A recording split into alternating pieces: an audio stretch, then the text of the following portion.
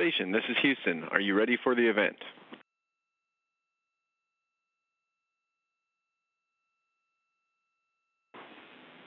JSC PAO, this is Mission Control Houston. Please call station for a voice check. Station, this is Courtney Beasley with JSC PAO. How do you hear me?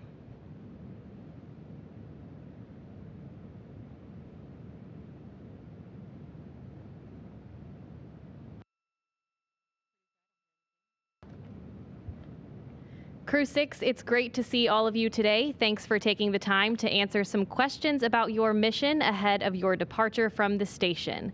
We'll be taking some questions from our phone bridge and through our social media using the hashtag AskNASA. As a reminder, for those on the phone bridge, press *1 when you're ready to ask your question and *2 if your question has already been answered. And on social media, be sure to use the hashtag AskNASA if you'd like to submit a question. And if your question is for a specific astronaut, please direct that question to them by name. Before we start taking questions today, we'll kick it off with some opening remarks from Crew-6. Take it away.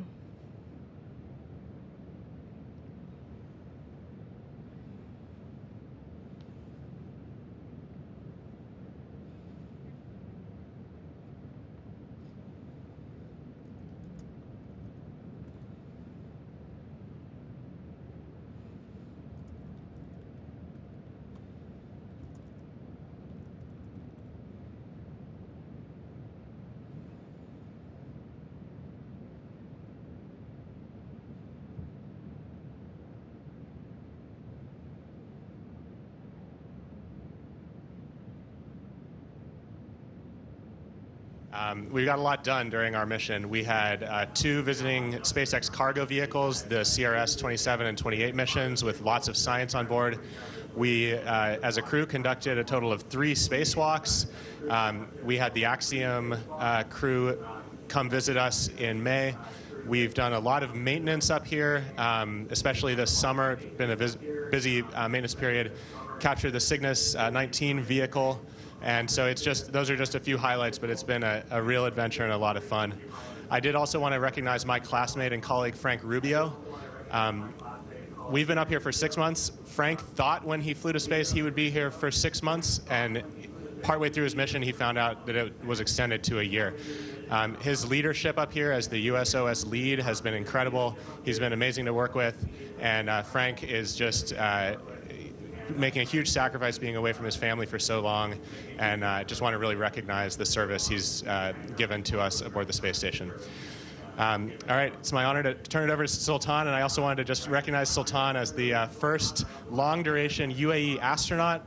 It's been amazing working with him up here, and getting to see him do the first spacewalk of any astronaut from his region was one of the true highlights of our mission. Thanks so much, Woody. And ground, we have an echo here. If you can turn off the mic whenever we're talking. I totally agree with you guys, Steve, Woody. It's a great pleasure working with you guys. It's been an amazing journey. It's hard to believe that we're already there, right? It's been a trip of a lifetime. I think it's amazing. Every part of it was amazing. Arriving here and saying goodbye to a crew that we had a short handover with them, and we're just gonna do the same with Crew-7. It's hard to believe, honestly. But every part of it was amazing. Our spacewalks, our experiments, our daily routine, the interaction with the students from all over the world, it was really amazing. And just spreading the enthusiasm is really amazing. And hopefully it won't be the end. Hopefully we'll get to fly together as a crew. And we always get to be asked whether we want to fly with the same crew. And I always say 100%. So I would definitely choose you guys to fly in the future again. Over to you. Thank you all. It was a nice experience for me. It was a great crew. My crew members, thank you for each evening, each day what I spent here. And I think we did many useful things for people's future. what will move mankind to forward. Yeah, thank you.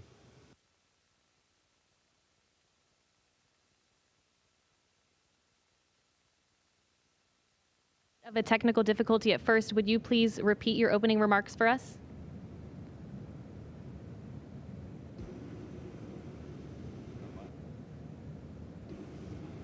Okay, do you have our voice now? We have you loud and clear. It's just for you, Steve, okay, to do you repeat. want us all to repeat our opening remarks? Oh, just for me. Oh. They all said such wonderful things. I'm at a loss for words. I started off just basically saying what an incredible crew this has been to serve with, and what a great group. And I really am.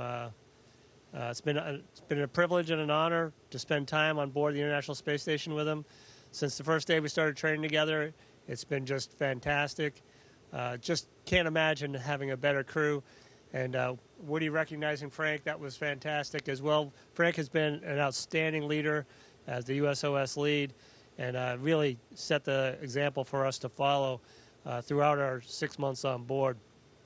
And as Sultan said, we are coming to the end of this part of the mission, and I know we'll continue on together. If we do ever get a chance to fly again, that would be incredible, because this is, as you said, a crew I would definitely want to fly again with. All right, thank you all for kicking it off for us, and sorry for that technical difficulty. We'll start taking questions now from our phone bridge. The first question comes from Elizabeth Howell with space.com. Go ahead. Hello, thanks for finding the time. This one is for Woody. Can you give us a little bit more insight into how you filmed all those great behind-the-scenes videos showing daily life on the International Space Station? Thank you. Oh, sure.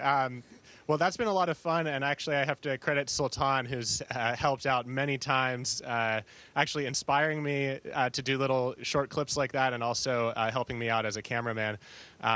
Really, I just wanted to kind of do something that I hope was authentic and in the moment without too much preparation, just showing some of the amazing work that we get to do up here. So anytime that I had a few extra minutes and thought I was doing something a little bit interesting, I figured I'd pull out a camera and hopefully share it with people so they could see. Okay, and our next question comes from Marcia Dunn with the Associated Press. Yes, hi, Marcia Dunn, AP. I would like each of the four of you to answer, please. 6 months in space, you're going to be coming back to Earth. Besides family and friends, what are you looking forward to doing or seeing or feeling most? Thank you.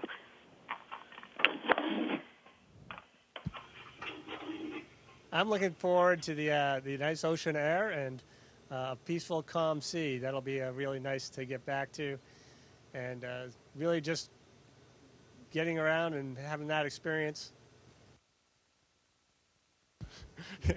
These guys already know my answer. I'm looking forward to a real shower.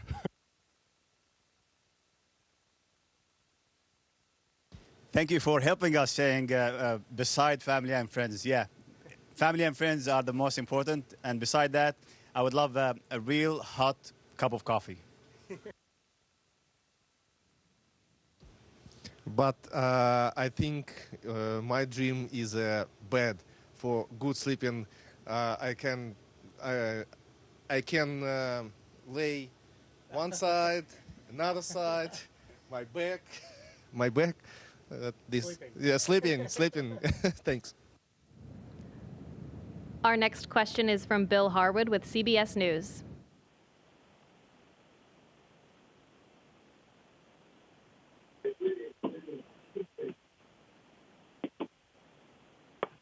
From Bill Harwood, CBS News.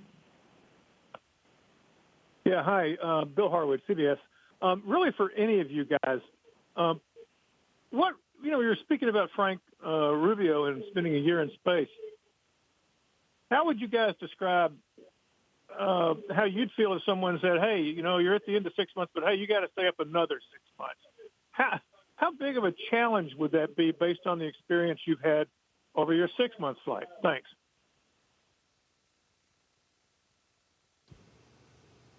Yeah, obviously that would be a real big challenge, especially this late in the game, because we're within a couple of weeks of heading home.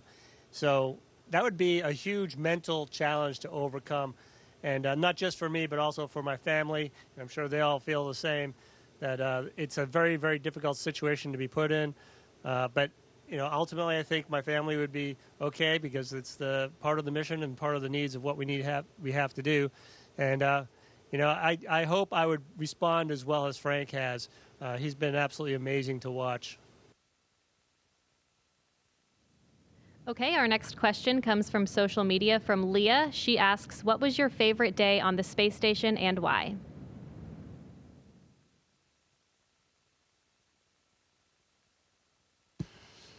Well, my favorite day was my first spacewalk. That was something I've dreamt of for a very long time, and we had a lot of fun going outside and installing a new IROSA solar array. It was truly the experience of a lifetime. I totally agree with Woody. It is, EVA day. It was amazing, and specifically when we were accomplishing the mission and we're getting back to the station. That was a moment of a lifetime. Honestly, the hard training, all the years of hard work and preparation and studying, finally coming to an end. So absolutely the EVA day.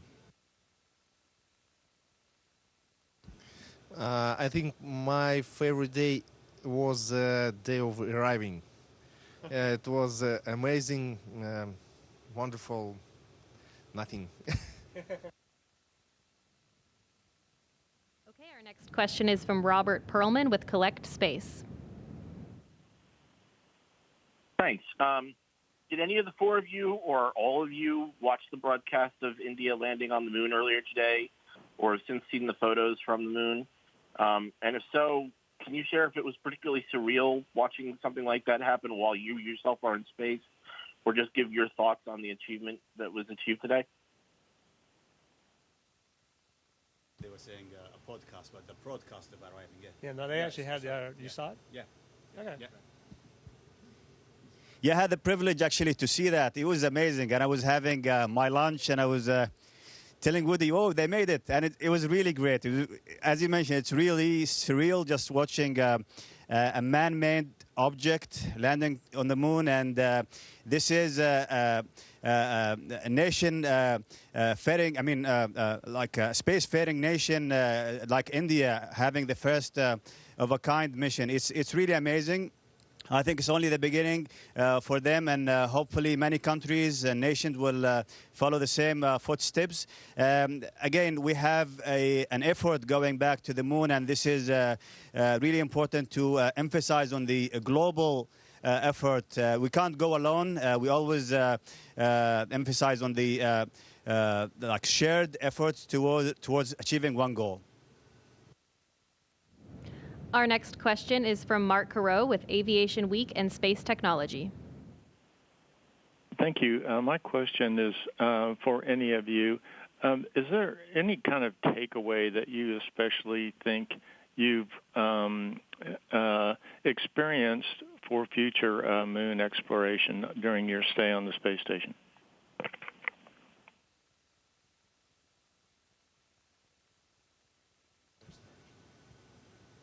I actually think that Sultan kind of summed it up with the last one. It's incredibly difficult for a single nation to kind of go it alone. So watching the cooperation we've had up here has been really amazing, and really get a chance to appreciate the global effort that needs to be made and how we can all come together and achieve these goals we set out. Our next question is from Austin with Space Explored.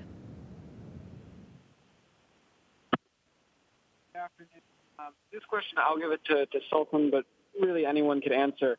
I'd love for you to talk about the kind of challenges of photography in space, and maybe a little bit, if you want to expand on the overview effect, that feeling of just seeing the world without borders, of the difference between seeing that through a window and seeing it, while you're out on an EVA. Thanks.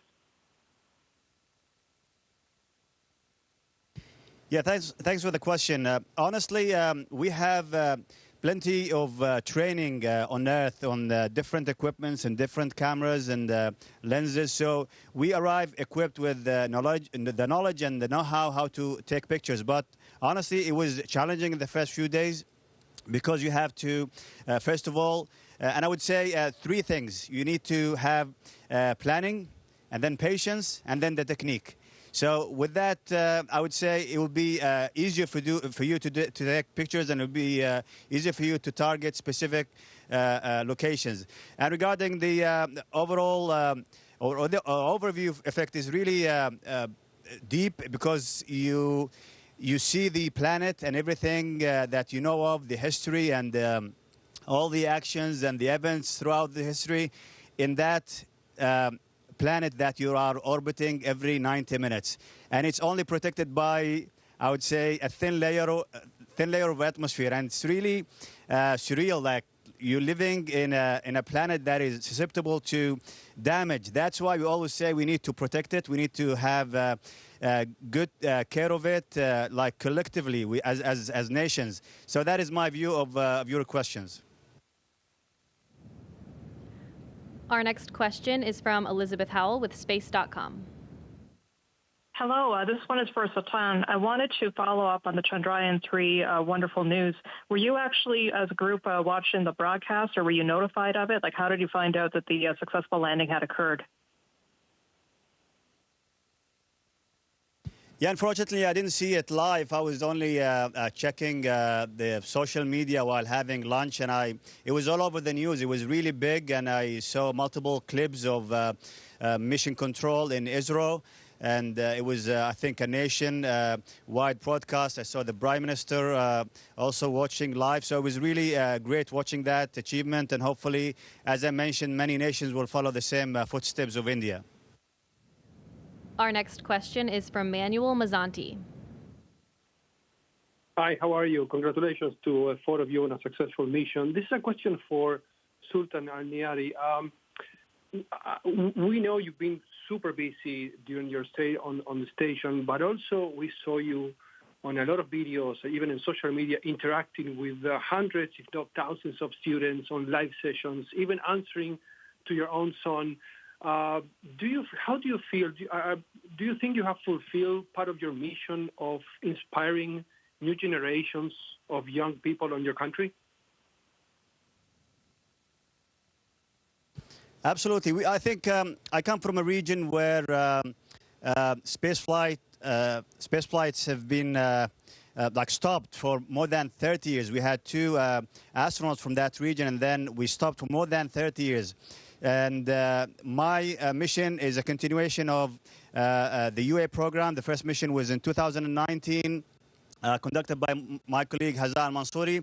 So it's a first of a kind, long duration, and I thought I need to deliver and let's say fulfill the thirst from the audience and the youngsters in that region. We need to give a simple scientific answer to their curiosity. So my plan from right the beginning, just to showcase everything we do here, from science, from the daily life, the routines that we do every day.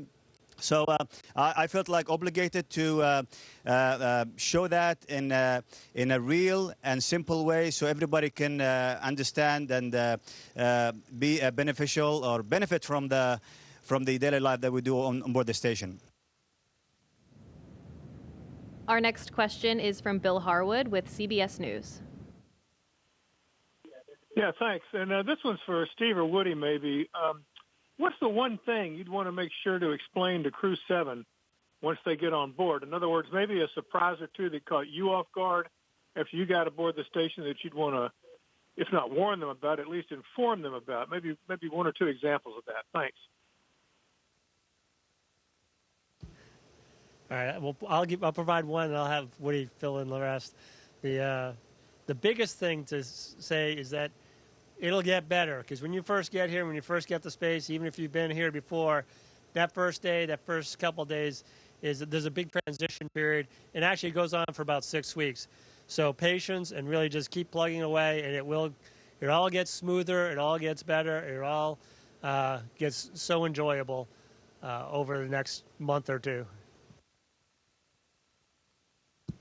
Yeah, I think that's really well said. We've actually had a chance to talk with Crew-7 a few times, which has been really enjoyable. Just talking with them mostly about their flight up on Dragon. We are really looking forward to watching Crew-7 launch on Friday morning. We certainly remember our launch fondly, and I think we kind of suggested that it's worth it for them to really focus on Dragon. They've got a dynamic event coming up, and so I'm expecting that they'll be very focused on their launch, their rendezvous, their docking, and then once they get here, the timescales change completely. So they've got a lot of time. We all feel like we want to go 100 miles an hour and put our training to use and be really effective right away, but it's a long road ahead, and so they'll, hopefully have a bit of time to just relax, enjoy themselves, and get into the groove of living and working up here aboard the space station. The next question is from social media from Nisoth. What are your takeaways from spending 6 months in space, and is there something that you would like to continue back here on Earth?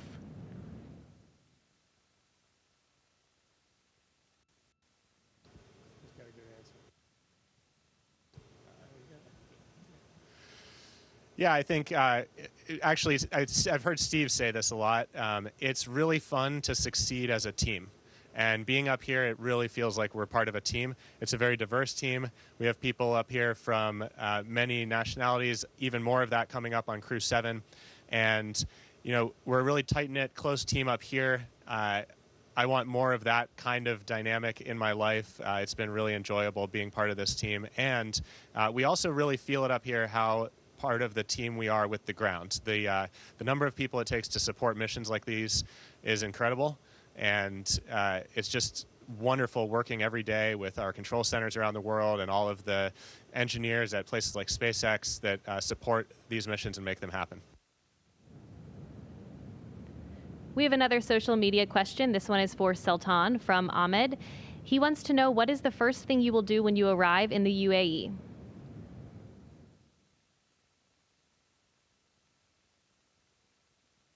I'll go home. Yeah, honestly, arriving to your homeland after succeeding your mission, I think it's a great thing to have. I cannot honestly comprehend yet, so hopefully I'll get to spend a little bit of time with the family, and then I think the wheel will start rolling again. Hopefully we can get in touch with a lot of students and share the experience with everybody, and just spread the enthusiasm about space, because this place is amazing, and this is only the stepping stone for future and further, I would say, targets in the space. So yeah, overall, just sharing the experience with everybody. Next question is from Marvin Marshall with Space Report News. Hi, good evening, Crew-6 from Planet Earth here. My name is Marvin Marshall with the Space Report News on Twitch.tv. Thank you, NASA, for allowing me this awesome opportunity. And we also want to thank Sultan for all the amazing pictures and videos that you've posted during your 6-month stay. You've inspired us all and no doubt have made your country very proud. My question is for anybody who wants to answer. Have there been any pranks played on each other while you guys were up there? Or, any funny stories that you'd want to share from the past 6 months? Thank you again for all your hard work, and enjoy the ride back to Earth.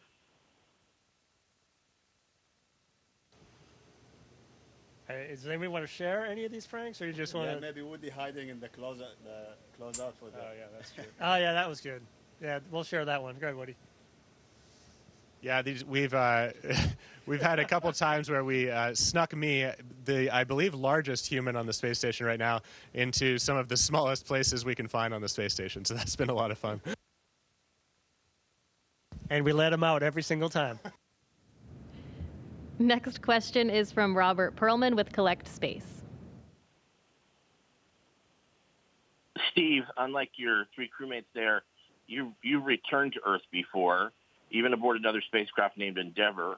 Other than ending with a splashdown, what do you expect will be different this time around compared to your past experiences?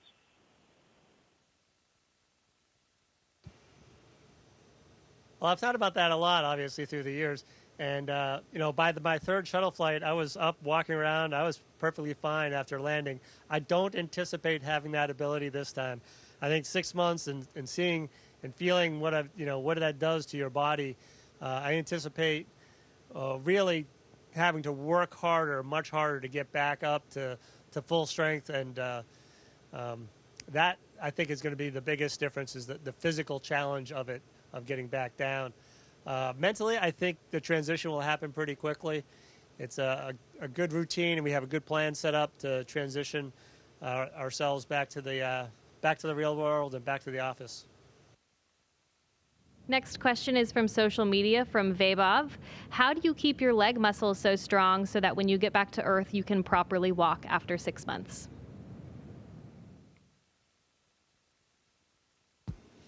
Well, this is a really important question. We know up here on these long-duration missions that we lose both muscle mass and bone density.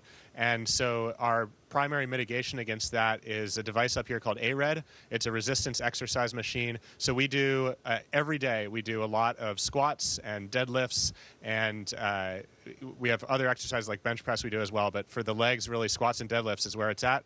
We also do a lot of cardio, but that consistency of exercise is really important for setting us up for success when we return.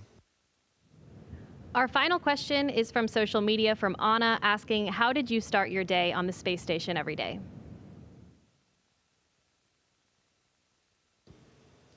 All right.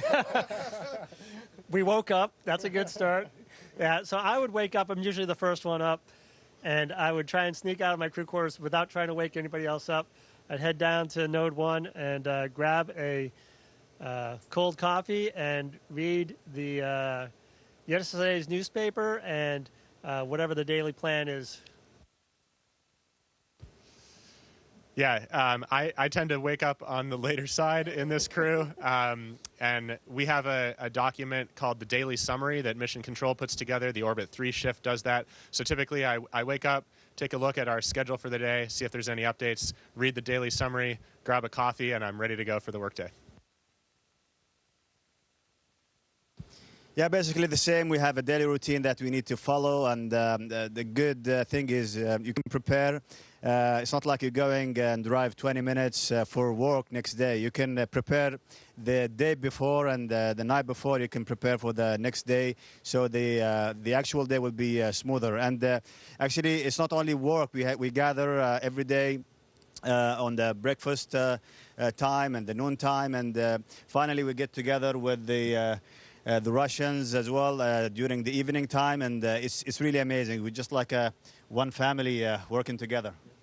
How do you wake up? I can something add, nothing. The same. Woke up and eating, brush my teeth. Practicing guitar as well. Sometimes, but after woke up. Thanks. All right, well, that's all the time we have for today. Thank you to everyone who joined through our various platforms. And Crew-6, thanks again for your time today, and we hope you enjoy your final moments on station. We really can't wait to see you back here on Earth so soon. That'll do it for today. Station, this is Well, Houston thank you all ACR. very much. Greatly appreciate all the questions, and we'll see you on Earth. Station, this is Houston ACR, and that concludes the event. Thank you, all participants. Station, we are now resuming operational audio communications.